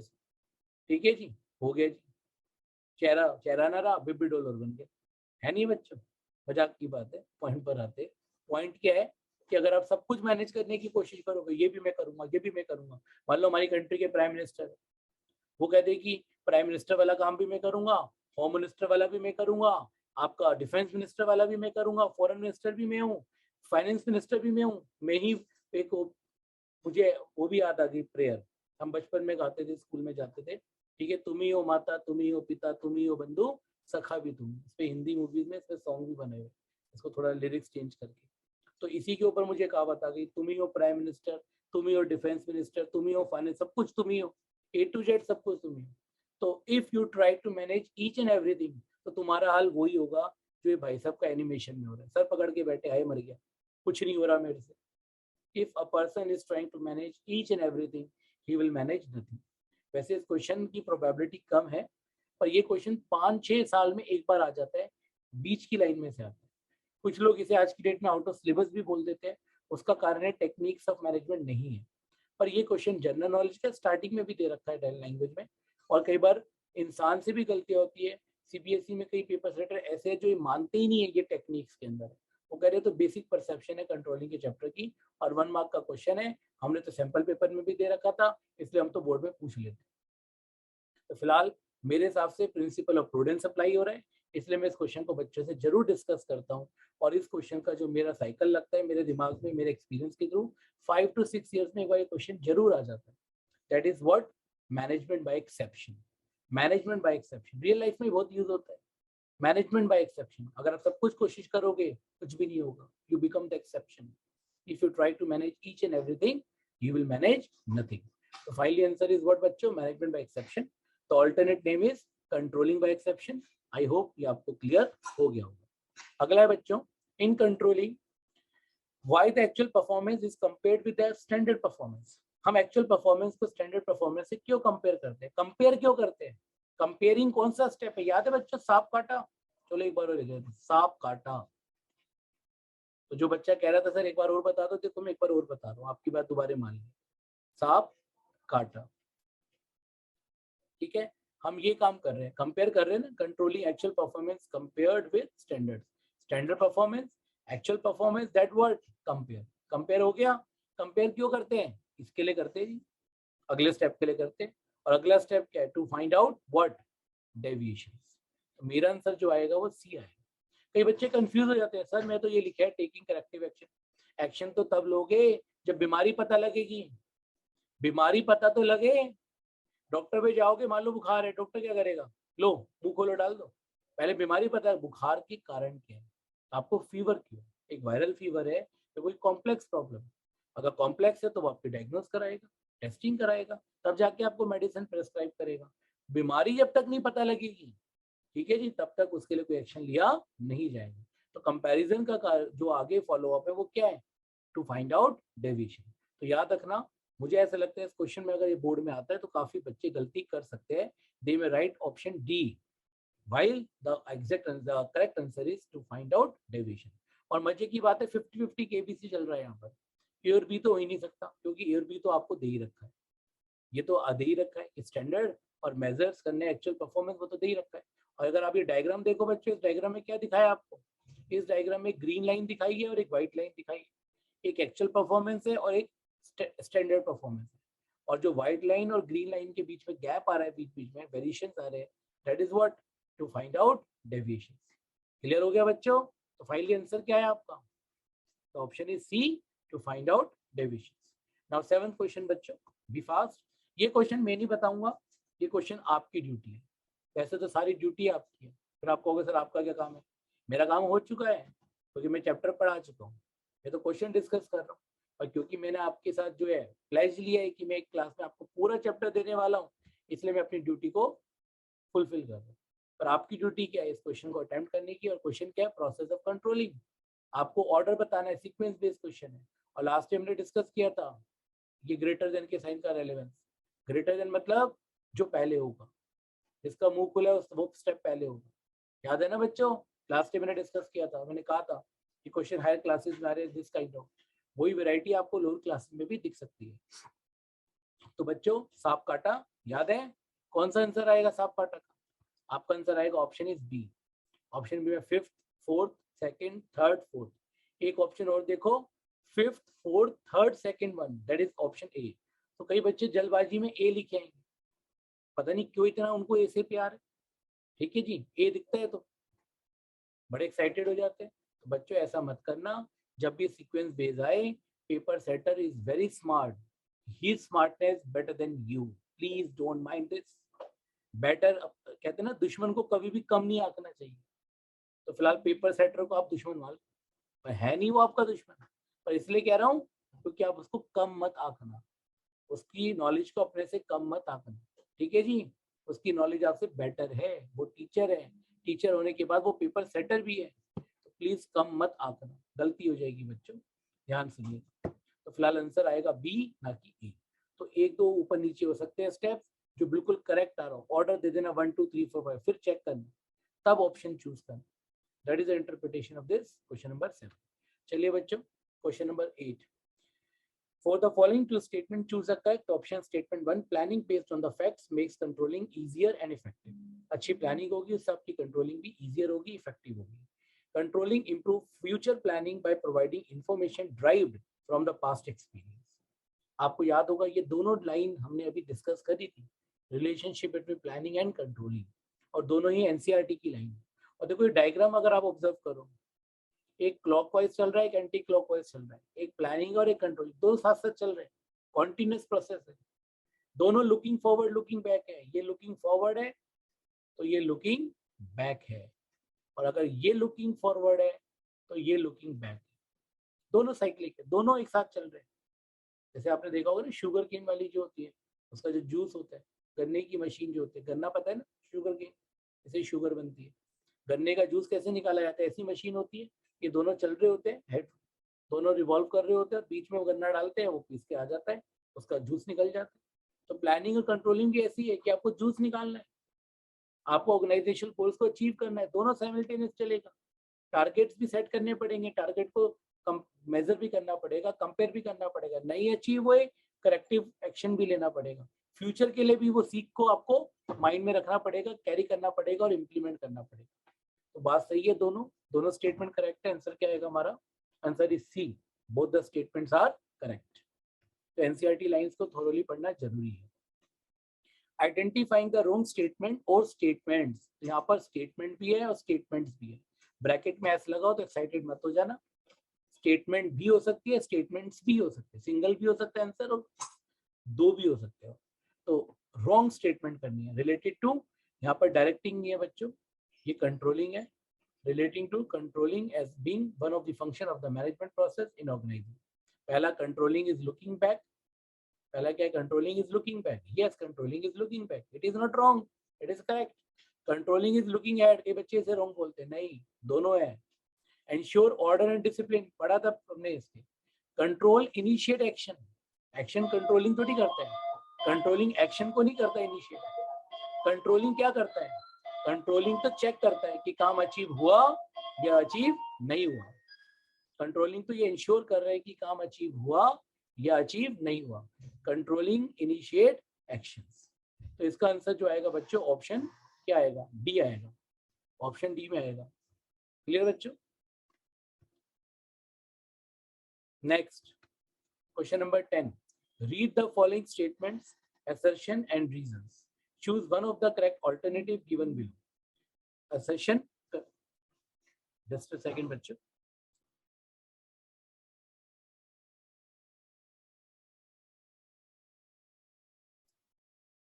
चलिए बच्चों, read the following statement, assertion and reason. Assertion, controlling is backward looking function. Reason, planning is guided by, देखो assertion में क्या बोला है आपको बच्चों? Controlling is backward looking, ठीक है, ये तो करेक्ट स्टेटमेंट है, assertion तो करेक्ट है। Planning is guided by the past experience and corrective action initiated by control function aims to improve future performance. Planning को कौन गाइड कर रहा है? Past experience. पास्ट एक्सपीरियंस में जो गलतियां करी है, मैन लर्न बाय एक्सपीरियंस। तो कंट्रोलिंग प्लानिंग को हेल्प कर रहा है क्या? पास्ट की गलतियों को ध्यान में रख के फ्यूचर प्लानिंग के लिए। अगर ऐसा कर रहे हैं तो कंट्रोलिंग लुकिंग बैक नहीं होना चाहिए था, लुकिंग फॉरवर्ड होना चाहिए था। अब आप कहोगे सर कहना क्या चाह रहे हो? दोनों स्टेटमेंट करेक्ट है, असर्शन भी करेक्ट है, रीजन भी करेक्ट है, क्योंकि कंट्रोलिंग लुकिंग बैक भी होता है और लुकिंग अहेड भी होता है। पर जो रीजन दिया बैकवर्ड लुकिंग का वो अपोजिट दिया है, रीजन दिया लुकिंग अहेड का और असर्शन दिया लुकिंग बैक। तो आप समझ गए होंगे हमारा आंसर क्या आएगा? हमारा आंसर आएगा B. Both assertion and reasons are true, but reason is not the correct explanation of the assertion. अगर यहाँ लिखा होता कंट्रोलिंग इज फॉरवर्ड लुकिंग तो आपका आंसर आता ए, क्योंकि फिर रीजन उससे जस्टिफाई हो रहा है। आई होप क्लियर हो गया होगा। सिस्टमेटिकली पढ़ना है। एक अच्छा जो सक्सेसर होता है ना, जो सक्सेस करता है, अपने टारगेट्स को अचीव करता है बच्चा, उसका रीडिंग स्किल्स का बहुत बड़ा रोल होता है। अगर आप पेपर में रीडिंग स्किल्स अच्छे नहीं रखोगे तो आपका स्कोरिंग में प्रॉब्लम आना स्वाभाविक है। तो रीडिंग स्किल्स कभी भी पूरा रीड, ये मत सोचो कि आधा रीड कर लिया तो चलो हो जाएगा काम। जो पार्शियल रीडिंग में विश्वास रखते हैं उनको चोट लगती ही लगती है। पूरा रीड करके थोरोली समझ के आंसर देना है। बीएसटी का पेपर आराम से 3 आवर्स में हो जाता है, टाइम बचता है, बट रीडिंग पूरा करना। रीडिंग पूरा नहीं होगा, गलतियां होने की प्रोबेबिलिटी बढ़ जाएगी। चलिए बच्चों, अब ये 10 क्वेश्चंस हो गए। Now I am coming on the 5 question 3 to 6 marks, उनको डिस्कस करते हैं फटाफट। ठीक है जी, आई होप आप सब एंजॉय कर रहे होंगे, आपको चैप्टर रिवाइज हो रहा होगा। मिस्टर मुरारी लाल है, क्लोथ मर्चेंट है चांदनी चौक में। तो एक मुरारी अंकल है, इनकी चांदनी चौक में, आपको पता होगा चांदनी चौक में बहुत बड़ी क्लोथ मार्केट है, उनकी वहाँ पे क्लोथ की मर्चेंट शॉप है, वट एवर। हिज ग्रैंडसन, उनके ग्रैंडसन है, are requesting him to let them diversify the business. वो अपने दादाजी को कह रहे हैं, दादाजी डाइवर्सिफाई करो, कब तक ये क्लोथ मर्चेंट बने रहोगे। कुछ नया करते हैं दादाजी, कुछ नया ऐड करते हैं। ब्राइडल वियर बेचिंग आजकल बहुत, आपको पता है लहंगा लाखों में आता है भाई, 2-2, 4-4, 5-5 लाख के भी लहंगे आते हैं। तो जो बच्चे हैं वो आज की जनरेशन के हैं, वो कह रहे हैं मार्केट में लहंगों की डिमांड बहुत है, बनता है 50,000 to 1 लाख का, बिक लाखों में रहा, तो अच्छा मार्जिन है, बिजनेस को डाइवर्सिफाई करना चाहिए। दे ट्राई टू कन्विंस दादाजी, मुरारी लाल हैज एग्री, दादाजी मान गए, but on the condition, condition रखी है दादाजी ने, क्योंकि दादाजी एक्सपीरियंस्ड है। कंडीशन क्या है? They will follow the function of management. दादाजी ने बोला आपको मैनेजमेंट का एक फंक्शन फॉलो करना पड़ेगा। He has always followed, जो उन्होंने हमेशा फॉलो किया है, which help an organization in keeping track of the progress of activities, ensure that activities conform to standards set in advance so that organizational goals are achieved। समझ गए होंगे, ensure करना है कि जो स्टैंडर्ड सेट हुए हैं वो अचीव हुए या नहीं हुए, जो चीजें हो रही है उनको ट्रैक में रखना, काम हो रहा है नहीं हो रहा। आप समझ गए मैं किसकी बात कर रहा हूँ? Answer is what? Controlling. List any 2 reason why it is considered as indispensable function of management। ये भी बताना है ये एक मैनेजमेंट का इतना मेन फंक्शन है। तो answer is what? Any 2 importance, तो इंपॉर्टेंस लिख दो, काम चल जाएगा। इंपॉर्टेंस आपको पता है स्टार्टिंग में कि accomplishing organisational goals, order and discipline को मेंटेन कर रहे हैं, कोऑर्डिनेशन को इंश्योर कर रहे हैं, ठीक है ना, कोऑर्डिनेशन इन एक्शन, रिसोर्सेज को एफिशिएंट यूज कर रहे हैं, एम्प्लॉय को मोटिवेट कर रहे हैं, कोई भी एनी 2 लिख दो। तो आंसर इज कंट्रोलिंग, और कोई भी इंपॉर्टेंस आप एक्सप्लेन कर दो। एक number, half mark for heading, half mark for explanation, limited explanation करना। क्वेश्चन नंबर 12 बच्चों, it is generally believe that the measurement of performance should be done after task is completed. कोई कह रहे हैं कि कब मेजरमेंट करनी चाहिए? मेजरमेंट ऑफ परफॉर्मेंस, परफॉर्मेंस का कब मेजरमेंट होना चाहिए? After task is completed, task complete हो जाए परफॉर्मेंस मेजर करो। Identify explain the step in the process of the function, बड़ा सारा है मेजरमेंट करना। Being discuss and the step followed by the same in the process, अगला step भी बताना है, और चेक कर लो ये स्टेप है या स्टेप्स है, पहले भी बात बोली थी मैंने। मेजरमेंट करने के बाद क्या आता है? सांप काटा, सांप हो गया काटा, का सी, सी फॉर कंपेयरिंग, कंपेयर भी करना है आपको। आप ये एनिमेशन देखो बच्चों, बोर्ड से देखो, अगर आप ये एनिमेशन कर सकते हो, ये मेरी स्टैंडर्ड परफॉर्मेंस है, ये मेरी एक्चुअल परफॉर्मेंस। स्टैंडर्ड सेट हो गए, एक्चुअल परफॉर्मेंस हो गई, अब मैं दोनों को क्या करूंगा? कंपेयर करूंगा, तोलूंगा। याद आ गया? इजी है। तो मैंने आपको बोला भी था सारी एनिमेशन कुछ ना कुछ कह रही है। इनके लिए एक डायलॉग याद आ रहा है, इन्हें कुछ कहना है, वही कह रही है, जो क्वेश्चन बताना चाह रहा है ये वही कह रही है। चलिए बच्चों, तो आंसर क्या आ गया जो क्वेश्चन में दिया हुआ है? Step measurement of actual performance, और फॉलो अप स्टेप क्या है इसका? Comparing actual performance with standards. अगर स्टेप्स लिखी होते फर्दर 2 स्टेप्स तो 2 लिख देते, फिर आगे आ जाता ठीक क्या डेविएशंस को फाइंड आउट करना। और अगर फॉलो अप स्टेप्स लिख के, फॉलो अप स्टेप्स ये नहीं लिखा कितने, फिर बचे हुए सारे लिखने पड़ते। तो यहाँ खाली लिखा है अगला स्टेप, तो एक ही बताना है, comparing actual performance with standard. Hoping you people have gone through this, easy है, समझ में आ गया होगा। चलिए बच्चों, क्वेश्चन नंबर 13। अब ये क्वेश्चन स्टार्ट करने से पहले आप पहले इस पिक्टोरियल प्रेजेंटेशन को देखिए, और नीचे देखिए मैंने क्या लिखा है, सेमीकंडक्टर। इसके लिए मैं आपको कुछ बताना चाहता हूँ, क्योंकि आजकल क्या नॉलेज का जमाना है, नॉलेज अप टू डेट होनी चाहिए, मार्केट में बने रहना। मार्केट में बहुत कंपटीशन है, कंपटीशन में रहना है तो आपकी नॉलेज अप टू डेट होनी चाहिए। और ये जो मैंने दिखाया है, ये केस स्टडी बनाया है, ये क्वेश्चन बोर्ड में आया हुआ है, केवल मैंने इसमें तड़का लगाया रियल लाइफ का, और रिसेंट जो भी केस स्टडी है जो रियल लाइफ में हो रहे हैं उसी को मैनिपुलेट करें। बोर्ड में आया हुआ 4 मार्क्स का क्वेश्चन। आप बच्चों याद हो तो आपने देखा होगा, बीच में कार कंपनियों ने कारों का प्रोडक्शन कम कर दिया, स्पेशली ड्यूरिंग कोविड-19 आफ्टर सेकेंड वेव। उसका रीजन था कि कारों में एक चिपसेट लगता है सेमीकंडक्टर, क्योंकि पूरे वर्ल्ड में कुछ ही कंट्रीज में ये इसका प्रोडक्शन मास लेवल पे होता है, कुछ ही मतलब वेरी फ्यू, और उसमें जो लार्जेस्ट प्रोड्यूसर है वो है चाइना। तो because of covid and because of may be China's wrong diplomacy, Chinese government जो चाइना की कंट्री में सेमीकंडक्टर का प्रोडक्शन है वो डिस्टर्ब हो गया था, मे बी डेलिबरेटली और मे बी सडनली। वो चाइना को पता है, चाइना की गवर्नमेंट को पता है। उसकी वजह से पूरा गवर्नमेंट स्ट्रगल कर रहा था, किसकी? Shortage of semiconductor. और सेमीकंडक्टर नहीं होगा तो गाड़ी बनेगी कैसे, गाड़ी चलेगी कैसे? तो बहुत सारी कार मैन्युफैक्चरिंग कंपनी को प्रॉब्लम फेस हो रही है। इसी वजह से गवर्नमेंट ऑफ इंडिया ने, अमेरिका ने भी इंडिया को सपोर्ट करा, अदर कंट्रीज ने भी इंडिया को सपोर्ट करा कि why not you people, America, USA have told to India, told to prime minister of India कि आप क्यों नहीं कर सकते हैं, जो चाइना कर रहा है वो आप क्यों नहीं कर सकते। और हम तो प्रोजेक्ट पे चल रहे हैं। हमारा मिशन क्या है? आत्मनिर्भर भारत। हम आत्मनिर्भर बनने की कोशिश कर रहे हैं। तो गवर्नमेंट ऑफ इंडिया ने कहा जी ठीक है जी, हम सेमीकंडक्टर बनाना शुरू करेंगे। हमारी गवर्नमेंट ऑफ इंडिया ने जो बड़े बड़े इंटेलेक्चुअल है उनको बुलाया, बड़े बड़े कॉर्पोरेट्स को बुलाया, उनसे डिस्कस किया, like Tata, like Ambani, may be Adani, may be someone else. उनसे डिस्कस किया कि आप इसके लिए सोचो, हम आपको हेल्प करेंगे, हम आपको सस्ता लैंड देंगे, इलेक्ट्रिसिटी देंगे, जो भी गवर्नमेंट का बैकएंड सपोर्ट है वो देंगे। और एक बिजनेस का बहुत बड़ा अपॉर्चुनिटी है, इंडिया में लीड द होल वर्ल्ड, और हमें तो 5 ट्रिलियन इकोनॉमी बनना है 2025 तक। तो हमें ये सब करना चाहिए, इससे हमारी कंट्री का जीडीपी बढ़ेगा, एम्प्लॉयमेंट बढ़ेगा। तो ये सारे इकोनॉमिक्स की कॉन्टेस्ट में जो मैंने आपको बताने की कोशिश करी, सेम केस स्टडी इकोनॉमिक्स में भी बन सकती है। अब इसको मैं बीएसटी में कैसे बना रहा हूँ कि अडानी ग्रुप है, अडानी लिमिटेड, तो आप मान के चलना ये कोई और अडानी लिमिटेड है, ठीक है जी। Set up the manufacturing unit and Kharkhoda. अगर आपने जगह का नाम सुना, ये हरियाणा में है, जस्ट नियर टू सोनीपत। ये जो जीटी करनाल रोड जा रहा है वहां पर है बच्चों, हरियाणा में। अगर इस जगह का मैंने क्यों स्पेसिफिक नाम लिया, इसके पीछे भी एक रीजन है, पूरे केस स्टडी के पीछे रीजन है। अभी आपने सुना होगा कि मारुति एक नया प्लांट लगा रहा है नियर सोनीपत, और जिस जगह लगा रहा है वो यही है, और वहाँ नियर 10,000 लोगों को एम्प्लॉयमेंट मिलेगा because of that project. Maruti बहुत बड़ा गाड़ियों का प्लांट लगा रहा है। जो गाड़ियाँ मारुति की गुजरात में बन रही है या बेंगलोर साइड जहाँ बन रही है, वही प्लांट मारुति यहाँ पे एक्सपेंड कर रहा है, और यहाँ पे एक अपना नया सेटअप कर रहा है नियर खरखोदा, ठीक है जी। तो ये वही बात हो रही है। तो अडानी ग्रुप कह रहे हैं ठीक है जी, आप यहाँ पे लगा रहे हैं, हम भी यहाँ पे एक प्लांट लगा रहे हैं, और क्या बनाने का प्लांट लगा रहे हैं? सेमीकंडक्टर, ठीक है जी।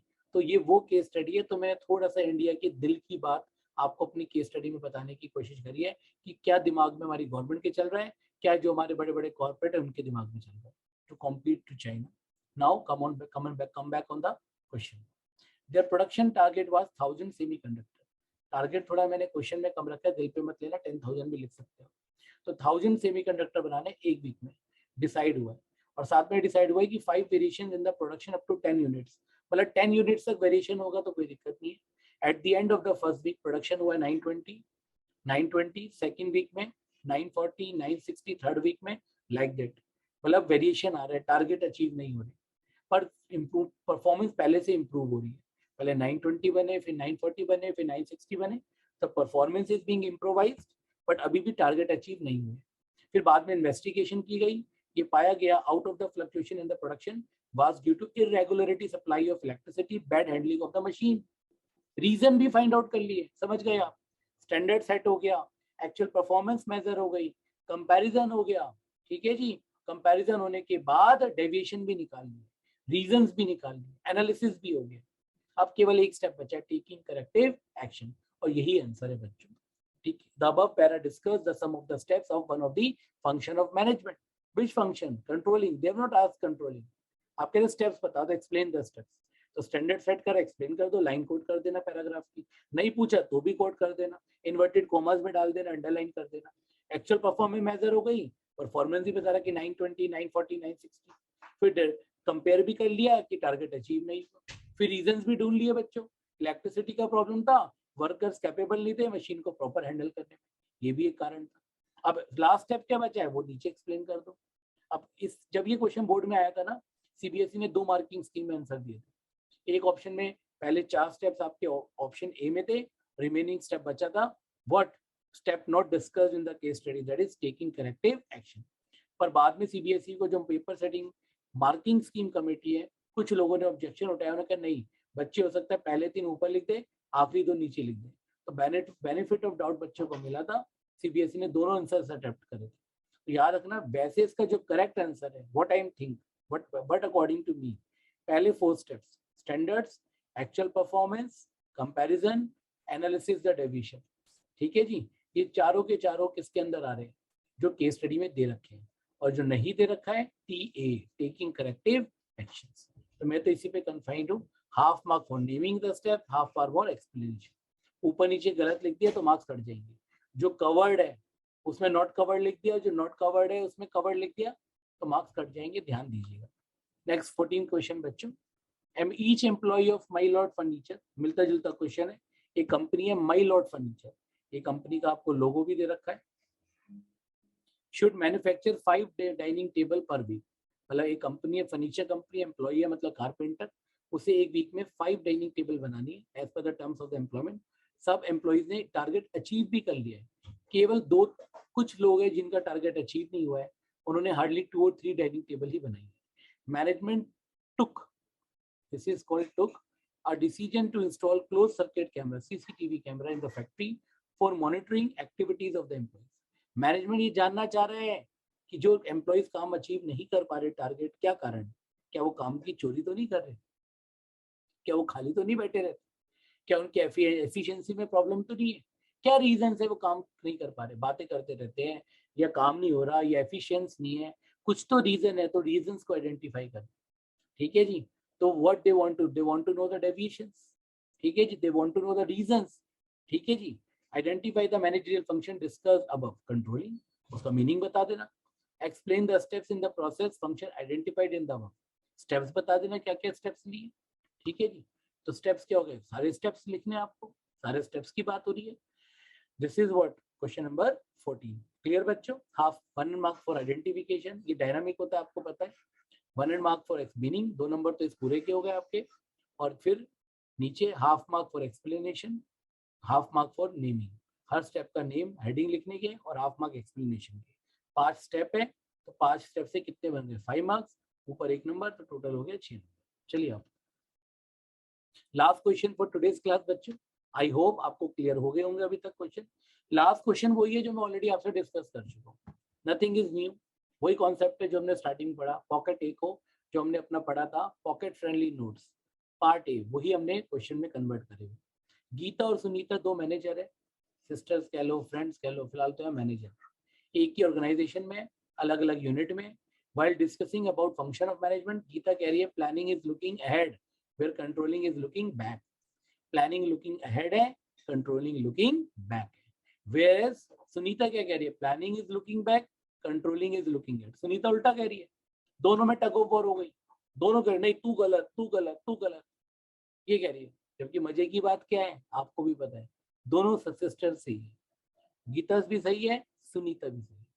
क्योंकि गीता कह रही है planning is looking ahead, controlling is looking back, yes by default assumption यही है, पर controlling is also looking ahead since it helps for further planning, it helps to not to repeat past mistakes in the future। याद है ना बच्चों, a man learn by experience। तो वही जो relation between planning and controlling है, उसी का एक घिसा बेटा क्वेश्चन है कि गीता सुनीता, गीता सीता, कुछ भी आ जाएगा पेपर में, लगभग इसी टाइप ऑफ क्वेश्चन को पेपर सेटर आपसे पूछ ले। गीता कह रही है planning is looking at, controlling is looking back, yes सही कह रही है वो, looking back। Plannings are prepared for future, are based on forecast about future condition, therefore planning is looking ahead।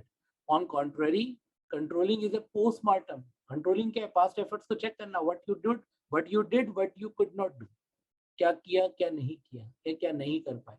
Sunita, तो गीता कह रही है planning is looking back, Sunita क्या कह रही है, planning is looking back, controlling is looking ahead. क्यों planning looking back क्यों है, क्योंकि फ्यूचर प्लानिंग किस पर डिपेंड है, कंट्रोलिंग पे। आपको पीछे देखना पड़ेगा, अचीवमेंट फेलियर्स, उसको ध्यान में रख के आपको फ्यूचर प्लान करना पड़ेगा। Planning is guided by past experience, controlling is looking ahead. ठीक है जी, because the corrective action initiate control function seeks to improve future performance और रिवाइज प्लान। जैसे बच्चों को फन के लिए एक एग्जांपल देता हूँ कि आपके घर में किसी ब्रदर की शादी थी, शादी में आपने बैंड वाले को बुलाया, बैंड वाले ने अच्छा बैंड नहीं बचाया, आपको बहुत गुस्सा आया, तब तो आप बोल रहे थे इसको मैं सबक सिखाऊंगा, अब तो कतई ना बुलाया इसको अगली शादी में, छोटे भाई की शादी में कतई ना बुलाया। फिर जब छोटे भाई की शादी हुई तो मन तो कर रहा था इस बैंड वाले को या तो बुलाओगे ही नहीं, यदि आप पे कोई और ऑप्शन नहीं है इससे बेटर, तो आप इसको बुला के क्या कहोगे, या इसके बाद जब इसके ऑफिस में जाओगे बुक करने के लिए, भैया लास्ट टाइम आपने ये गलतियां करी थी, मजा नहीं आया था बिल्कुल, इस बार मत कर देना, ये तो कतई पैसे ना दे। आया समझ, प्लानिंग इज लुकिंग बैक। ठीक है जी, कि इसको बुलाना है या नहीं बुलाना, बुलाना है तो टर्म्स एंड कंडीशन पे बुलाना, होता ही नहीं होता है। जैसे मैंने अपने घर में एक बार वॉशिंग मशीन ली एक्स कंपनी के लिए, क्योंकि मैं किसी कंपनी का नाम लेकर उसको क्रिटिसाइज नहीं करूंगा, उसका प्रोडक्ट अच्छा नहीं लगा, मेरी मशीन ज़्यादा टाइम नहीं चली, मुझे उसको स्क्रैप करनी पड़ी, स्क्रैप में बेचना पड़ा, बट मैंने कान पकड़ लिए, इतनी पुअर सर्विस उस कंपनी की वॉशिंग मशीन की, जिंदगी में नहीं लूंगा, और तब से लेके आज तक जिंदगी में मैंने उस कंपनी का लास्ट 10, 20 या 15 ईयर्स में मैंने कभी कोई प्रोडक्ट नहीं खरीदा। जबकि एक जमाने में आपके पेरेंट्स के जमाने में, क्योंकि आपके पेरेंट्स मेरे से भी ज्यादा सीनियर है, तो उस जमाने में वही प्रोडक्ट, वही कंपनी का ब्रांड चलता था हर चीज, पर मैंने नहीं लिया। क्यों? आज की डेट में उसकी परफॉर्मेंस बहुत खराब है और फीडबैक बहुत खराब है, सब लोग दुखी है, मैंने भी अवॉइड कर दी। तो मतलब I have learn from the experience. मैंने कहा वॉशिंग मशीन लूंगा, एक्स की नहीं लूंगा, वाई की ले लूंगा, जेड की ले लूंगा, एक्स की नहीं लूंगा। तो what, planning is looking back, controlling is looking ahead.